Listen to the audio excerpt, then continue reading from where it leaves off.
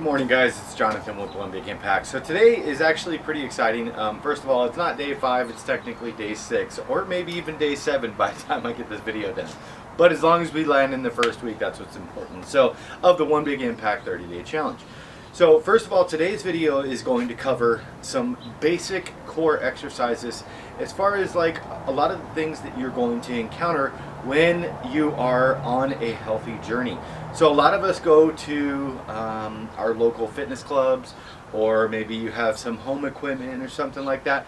So I'm going to try to cover some of the things that I think are going to be most common, and we'll talk about some do's and don'ts. We're not going to go into huge depth, just basic overviews so that you can prevent injury and actually just work on regular form and stuff like that. So the first one that we're going to work with is going to be squat. And the reason for that is because I see the most people doing it in the wrong way. Am I a 100-year veteran at squatting? No. Is there any? Well, no, because no 100-year-olds are going to be doing that or whatever.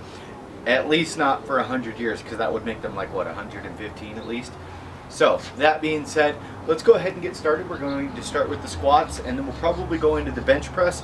And I know a lot of you may not even incorporate these things into your healthy journey necessarily as far as your exercise routine, but I promise you, if you stick with it, these are going to be the fundamental basic exercises that you will encounter on a regular basis, and I think it's really important that you execute them in the proper way without hurting yourself. And also getting the most benefit possible. Because, well, why waste our time? Let's do it right. Let's get started.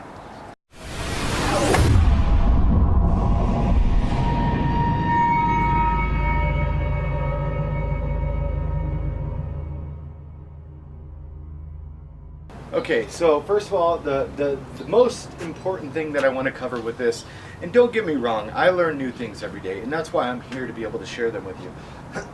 When going to a squat rack, there's a couple things that you want to take into consideration first. If you've never done it before, take the weight off, don't add weight, okay? The most important thing is that you get your form correct. If you have questions, ask the local personal trainer or somebody in the gym. Most people will be more than willing to be able to help you. Now, the second thing that I wanted to cover is wrist placement. You want your wrist to be literally in neutral position. Otherwise, you're taxing your wrists. A lot of people will come up to it and they'll go like this. Power lifters will go even lower, because then you put your bodies to more of like a stance as far as like your center of gravity by dropping the weight even lower. But if you're not looking to lift 1,000 pounds, or not ready to lift 1,000 pounds, I should say, don't do it like that. I would put it in the T1 position right on the back of your traps. So you're going to rest, and some people with certain shoulder injuries or arm injuries or something like that won't always be able to get into neutral. People with bigger shoulders and stuff like that, but get as close to neutral as possible. Because if you see, meaning I want this straight line straight through your wrist. The other way, like this, is going to be bad, because you don't want to tax this wrist. This wrist doesn't want to hold up, 500 pounds. The 500 pounds is for your quadriceps and your legs. This cannot handle that weight.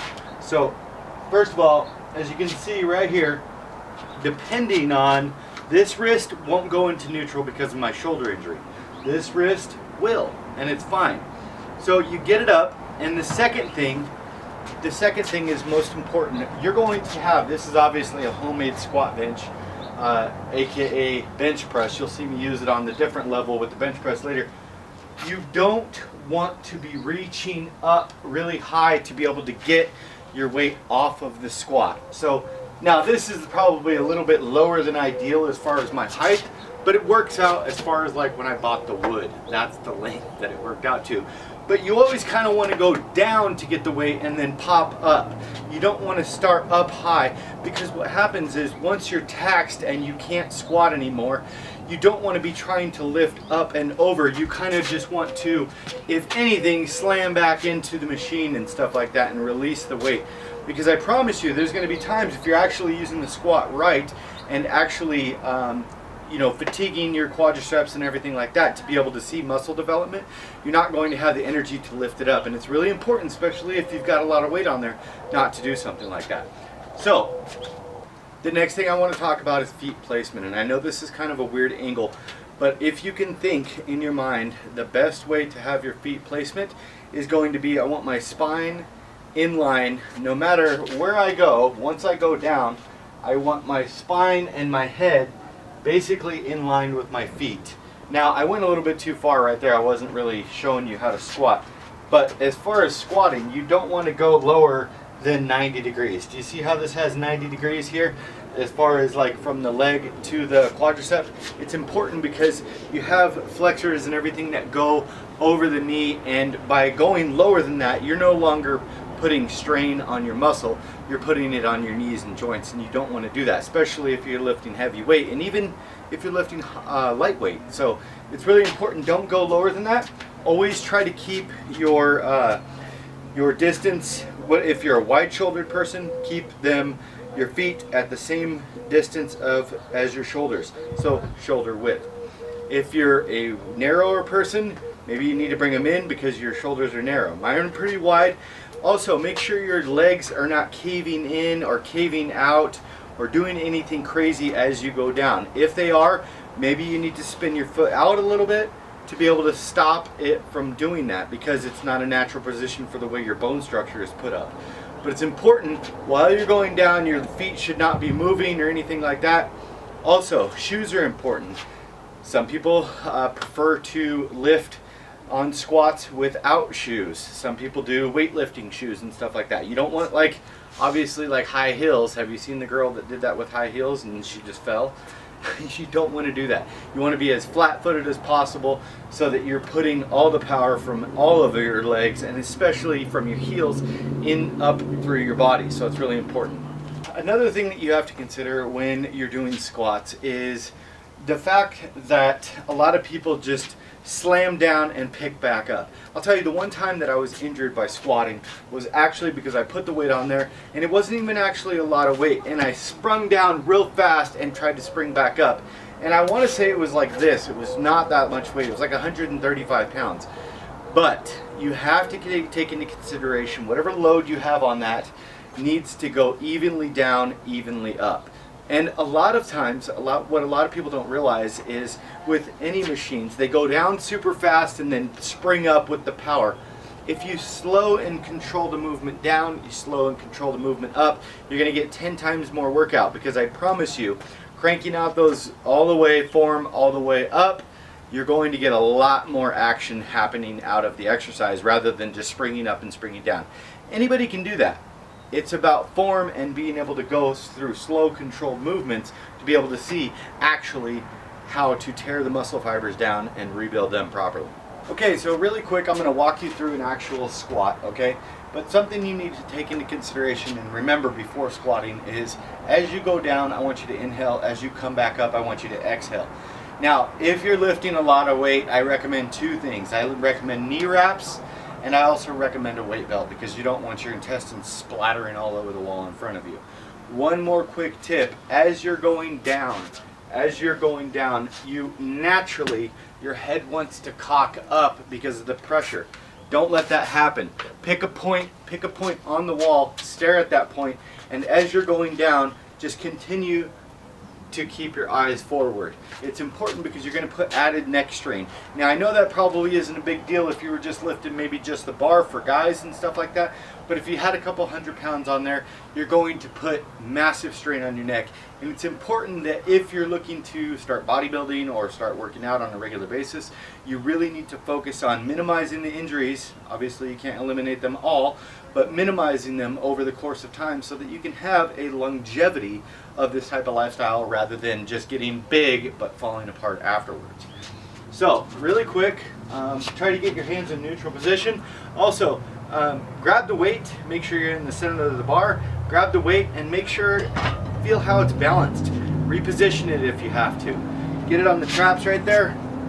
Okay, I'm going to try to turn to the side so you can see basically what's going on here. Inhale as you go down, exhale as you go up. Now I'm at shoulder width here, and go. Down to 90, exhale, back up. One more time. Inhale as you go down, down to 90, exhale as you go back up. It's really that easy. A lot of the times, remember, you got to do slow, controlled movements. It's not about going crazy or trying to lift hundreds of thousands of pounds or anything like that, because one of the most common things, and I don't want to do it with added weight, but one of the most common things that I see people making this statement, this mistake in the gym, is actually really dangerous, okay? The thing that I feel can cause the most problems, okay, is going to be this. I see this a lot. It could be females, it could be males. They put weight on there and they go like this. You're working your back, first of all. Squats are not a back exercise. They are a full body exercise, but this is not the right form, okay? First of all, you could obviously tip over and fall into the wall and hurt yourself.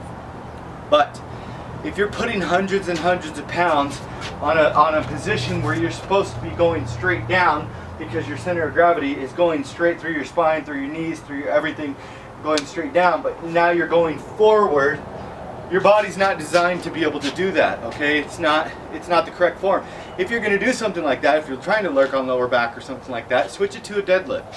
So basically, if you have any questions about the squat, please put them in the description below. We're going to move on to the next exercise. Okay guys, welcome back. So first of all, bench press can be done so many different ways. You could do medium grip, wide grip, narrow grip and stuff like that. Obviously these are going to work different parts of the body. Now we're going to focus on just a basic medium grip, and I'm going to cover a couple things that I think are really important. Now there's not too much that people do wrong as far as squats. People really screw that up. Bench press, it can be screwed up, but I'm going to walk you through really quick what it should look like, and then I'm going to talk about a few things.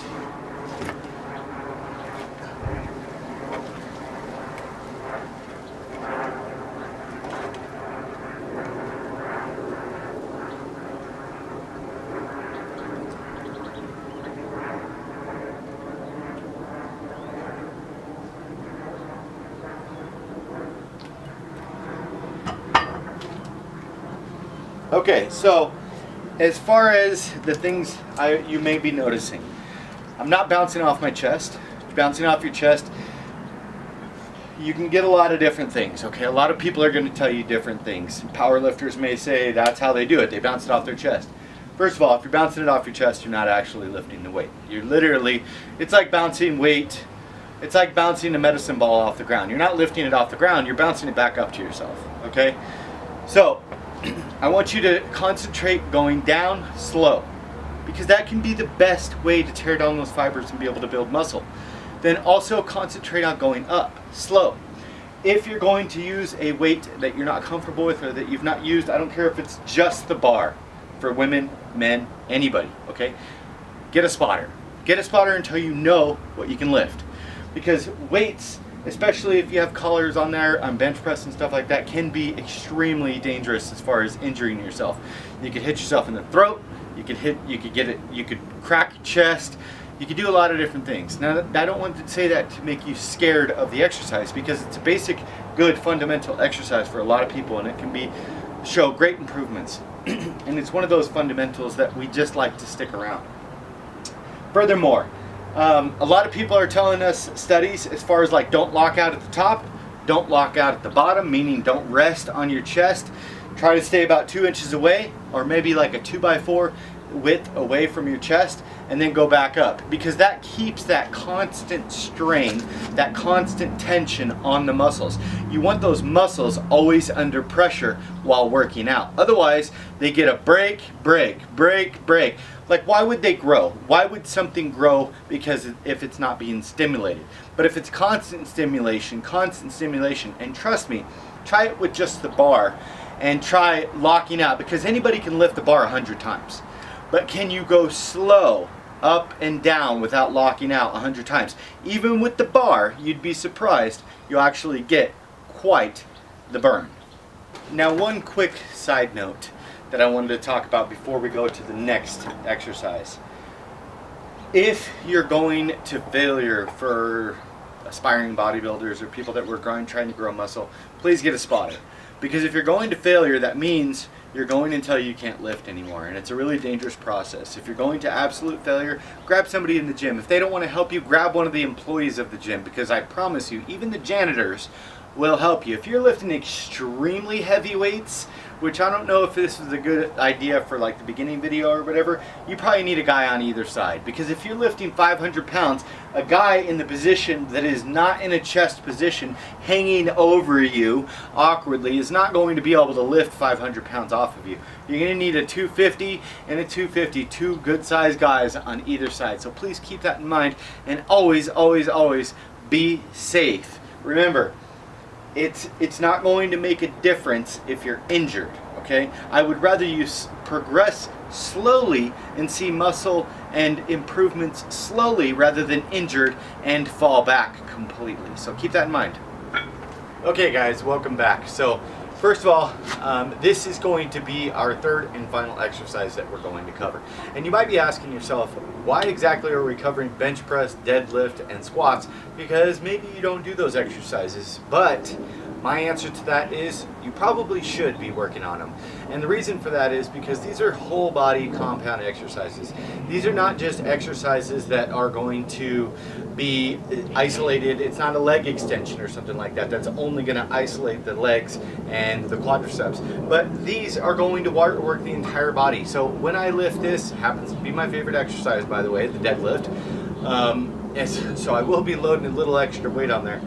But when I lift this works my legs, my calves, my core, my back, everything, my shoulders, my arms, my everything, my complete entire body, and that's why it is so important to include these type of exercises.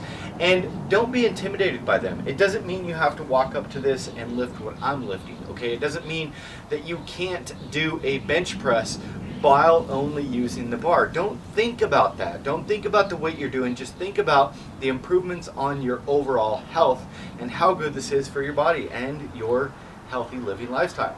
So the first thing that I want you to know about deadlifts is don't go crazy in weight. Just like every other exercise, figure out what your base point is. A lot of the times when working with a personal trainer or something like that, they will work with you to find out what your absolute maximum load is, and then you're going to reduce that to the ability to be able to do sets, and then gradually increase that over time. So first thing I want to talk is form. As far as you are going to be shoulder width again. And this is going to be an exercise that's going to start. The bar is going to be right above mid-foot, okay? Also, you don't want to pull the weight out as meaning you don't want to pull the weight out to be able to pull up. That's a common mistake for a lot of people. This is literally a weight that a lot of people get socks to protect or wear pants or something like that, because this can really screw up your shins, but that's actually the safer way to do it. You always, when lifting any weight, you always want to keep it as close to your body as possible, because you want to prevent back injuries and stuff like that. So as you're dragging it up, you want to basically, not all the way, but as close to your shins as possible and lock out. So keep that in mind. Basically, I'm going to walk you through what it looks like. Now, that was probably not the right way to lift that, but so you got mid-foot bar. I am at shoulder width. If you need to turn your feet out a little bit, that's fine, but right there, okay, keep an arch in your back, keep it out, keep your posture straight. You don't want to curl your back, because then you're lifting with completely different aspects. And then you want your hands just outside of your feet. So if I'm at shoulder width here, then I want my arms just outside of that. Okay, so you keep it out, you lock out, push your hips forward after you get about halfway, stay there for 2 seconds, and drop back down. Make sure you're bending your knees the entire time. Now I'm going to show you what that looks like from the front. Okay, so remember, you have it right above your foot midway, and the heel is rolling it back, but I have my hand or my feet at shoulder width.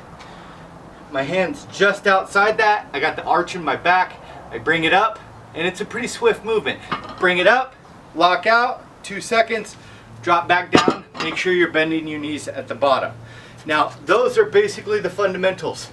Don't go too heavy. I can't stress that enough. If you're beginning to exercise or you're just getting started, it's important that you work on your form and get that figured out first. If you have questions, put them in the comment section below. If you have questions while you're at the gym and I'm not there or available or whatever, ask a trainer. Trainers won't always charge you if you just have a simple question. Hey, or walk up to somebody that you see obviously has good form. Somebody that's in shape or something like that.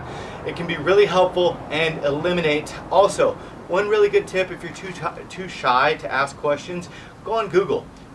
I use this a lot because always I'm training my I'm changing my training techniques and stuff like that and doing different types of exercises that I'm not always comfortable with or I've never done before.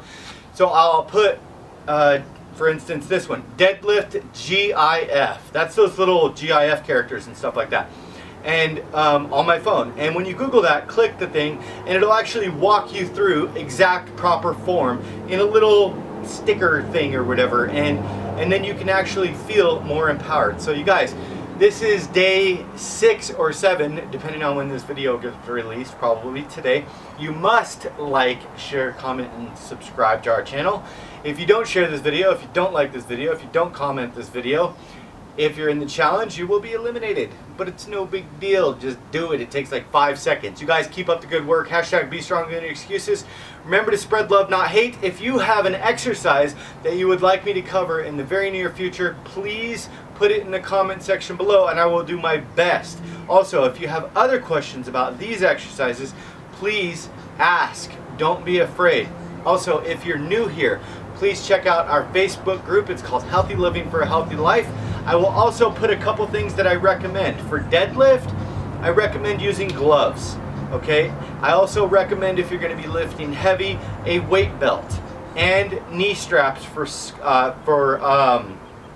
squats, as well as always having a weight belt anytime you're going really heavy. On those especially heavy days when you're trying to hit your new PRs, your new personal records and stuff like that, it's really important that you protect yourself. So I will put all of those links to the equipment that I use in the description below. Please check those out. Also, please check out these 2 videos. You might find something you like. You guys have a good day, and like I said, be stronger than your excuses, and remember to spread love, not hate. Peace.